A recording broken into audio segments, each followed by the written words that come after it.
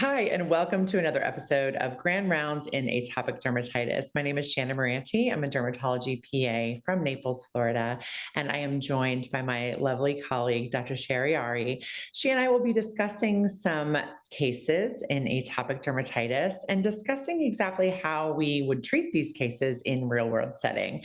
Dr. Shahriari, thank you so much for joining us today. Thank you for having me a part of this discussion. Absolutely.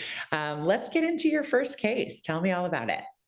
Yeah, so let's talk about 37-year-old Brian. He came to me with an intensely itchy rash, primarily on his hands, but also shins, eyelids. He was diagnosed with AD 5 years ago as an adult. So a little different than what we're used to hearing about. The child onset is what we tend to hear about with AD. He's a software developer. Not only is it hard for him to work on the computer for long hours, but he also feels embarrassed to shake someone's hand. He was even telling me, like, when he reaches out to shake someone's hand, some people pull away from him. So there was a psychosocial burden that he was struggling with as well. His past medical history was positive for hypertension. Body surface area was about 5%. IgA was 3, so he had moderate disease, and that itch score was a whopping 9. So he really did have a lot of challenges, not just from a functional standpoint, but also that psychosocial standpoint. And he'd been to people before me who had told him, oh, this is probably an allergic issue. This might even be psoriasis. So there was a lot of misdiagnosis involved in his treatment journey as well. Absolutely. It seems though hand dermatitis can be such a conundrum for so many patients and providers. It's very difficult sometimes to assess for providers, or sometimes when patients are coming from outside, but they're coming from primary care, what have you. They've been told multiple different diagnoses. They may have been told that this was contact dermatitis. They might be allergic to something. They might have been told that it was psoriasis or other types of eczema. But when we take a little look, kind of peek behind the curtain, look at other areas of their skin, like you said, his eyelids, his shins, he had other areas of atopic dermatitis. And we have to consider that as the whole picture, not just what was going on his hands. Yeah, the complete skin exam can be really paramount. But if you think of his BSA as a whole, it wasn't that high. And sometimes people think, well, this is just a topical candidate. But a high impact site, even if it's low BSA, is still a place where I would consider a systemic agent, especially because of psychosocial impact. And people ask me, well, how do you get that approved through insurance? Well, I document the psychosocial impact. And a lot of times insurances are amenable to that. That being said, despite what I thought, he wanted a topical. He was not ready to take the plunge to anything internal yet. So we started with topical ruxolitinib. We actually discussed the topicals in the space, including roflumilast and tapinarof, and I gave him samples of all three.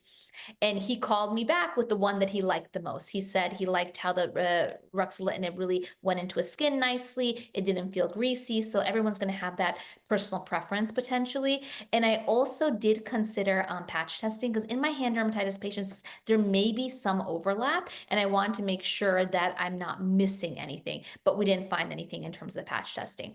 Would I you do love the any? I love the fact that you gave him some options. I think that is such a awesome therapeutic starting point, because hands are so important to our daily function, our daily work, and what we touch. And as a software engineer, he's probably touching technology all day long. He may not want something greasy. He may not want something that leaves a residue. So allowing patients to have that tactile feel of a product, being able to try it on and know that it doesn't sting and burn and all of those cracks and fissures that can often occur in the hands, is really a smart idea to help that patient buy into the fact that we want them to be compliant with the product that we ultimately choose. Exactly. So let's talk about the next case. So Carl was also a patient that was an adult onset atopic dermatitis. He had new onset itching on his shins and lower ankles, and the atopic dermatitis was primarily on his distal extremities, although he had no past medical history of allergies, asthma, atopy at all. And some patients just don't quite understand. They say, well, I never had eczema before. Why am I getting it now? And I often will say, well, some patients don't have diabetes until all of a sudden they do. And then they are now a diabetic. So, sometimes we have to, make a little joke or a little, understanding of the fact that sometimes chronic diseases do arise at all ages. And we have to kind of get on board with good therapies and make sure that they are on the right product for them at that time. What was interesting about Carl was he also started to present with a lot of loss of pigmentation and true depigmentation of his skin. He does have a family history of thyroid disease, but no concomitant thyroid disease in his own personal history. He was in his early 60s. The loss of pigment did not bother him, but the itching on his shins and hands was really, really bothersome to him. He had tried and failed topical corticosteroids. He actually was not applying topical corticosteroids to the areas of depigmentation, just to the rashes. Smaller BSA, maybe about 8% when you totaled up everything on the extremities, an IgA of 2, but his NRS, his itch scores were very high and kind of disproportionate to what we saw on clinical exam. I did start him on ruxolitinib because of adult onset AD and concomitant vitiligo. I was able to clinically diagnose the vitiligo due to the depigmentation and due to the distribution of the patches of depigmentation. If you have a woods lamp in your practice, you can often bring that out. That's a fun party trick, especially if you have students following along with you and showing that glow of that depigmented area.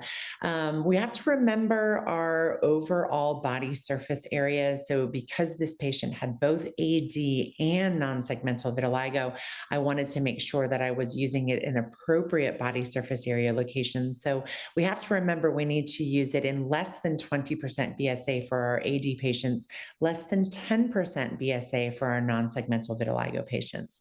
When Carl started his therapy, the itch was much improved very quickly, again, to the rapidity of the itch relief, which we often see with ruxolitinib.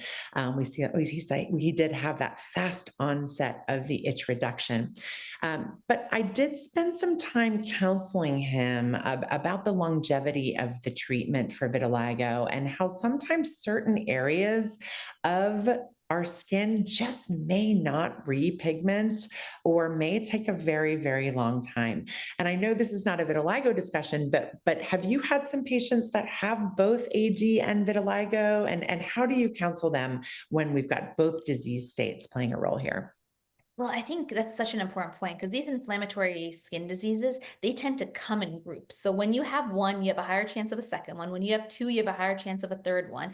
But I love treatments that can offer a 2-for-1 deal, like in this particular scenario. But as you mentioned, setting those expectations are going to be really important. So I tell them a lot of times, you have inflammation that's causing your eczema. And sometimes the cells get confused and then they go and attack the cells that make the color of your skin. And now those pigment producing cells are scared. It's going to take them a while to come back to that area. So it's going to take longer for your vitiligo to respond than your eczema to respond. And it's really about setting those expectations. But with all of the treatments that these patients have had over the years, if you can give them a one-stop shop, it's just going to make compliance easier. Absolutely. And I love when we can keep things simple for patients and find one therapeutic option that can help for multiple disease states. That's always wonderful. Let's talk about the Absolutely. next case. All right, so let's bring it home with Tyler. So he is a 17-year-old. He's had atopic dermatitis since childhood, tried and failed the usual suspects, corticosteroids, calcineurin inhibitors, oral prednisone. On exam, though, he has quite a bit of AD. We're talking BSA of 85%, IgA of 4, and the itch score of 9. And in talking with him, he says the creams and prednisone clear him, but the itch never goes away. And the eczema comes right back when he stops. And he's going to college in a couple months, and he wants to stop scratching, finally have clear skin. And he's someone in which, one, the 85% BSA makes a topical not feasible, but also I think you can hear it from his statement that he wants to be clear yesterday. And Mhm. though topicals are a cornerstone of any treatment regimen, he is a systemic candidate. And when I'm thinking of who do I offer systemic to and who do I keep on a topical, there's a couple things that go through my mind. Do they have impact on quality of life or sleep? Have they tried and failed a topical therapy? Do they have involvement of a high impact site like the face, like the hands, like the feet? And when we're talking about failure of a topical, what does that mean? We've kind of touched upon it to some degree, but maybe the topical is effective, but the AD comes back as soon as they stop. Maybe the skin clears, but the itch isn't well controlled. Maybe the topical works, but the regimen is too cumbersome. And maybe the topical works, the regimen is not cumbersome, but then the patient gets adverse events or tolerability issues. So there's so many definitions, and I'm sure, Shanna, you would have your own set of definitions, but we have to really push that limit and consider systemic agents in our patients who may not be achieving their treatment goals. Absolutely. And for somebody like Tyler, whose life is about to get even more hectic and the stress is probably about to go through the roof, that does not bode well for our AD patients that are going to be dealing with a totally new environment, which may bring about a lot more environmental challenges and changes. So I think your call to systemics is truly the right call here. I think, Tyler's not going to have his mom to be able to help him apply it anymore, and the college roommate may not be the best person to put something on his back on certain areas of his body. So this is definitely a situation where systemic therapy is a really good option. Nor may he want to give himself a shot. He may want to kind of consider a daily therapy that can keep him clear and get him clear quickly. Well, it's funny because we talked about orals versus injectables, and I thought he'd be the kind of person who didn't want to take a pill every day. But he enlightened me. He said, I don't want to have to store an injection in the fridge. I don't want to feel different Ah, from my friends. And he felt that a pill is easier for him to hide. Well, the fact that he even has to hide his therapy is its own psychosocial burden. But sure. I do think that's something we need to consider because for him, it wasn't about what adverse events do I have to worry about with a pill, what blood work I have to get done. It was, I don't want my friends to know I'm on medicine. Yeah, and nor does he want that, being stored in his dorm room fridge and having that be another psychosocial burden. I'm sure he'd Exactly. probably want to put a couple other fun things in his fridge, not necessarily an injection. Age appropriate fun things. age age appropriate things like snacks and fruit and water.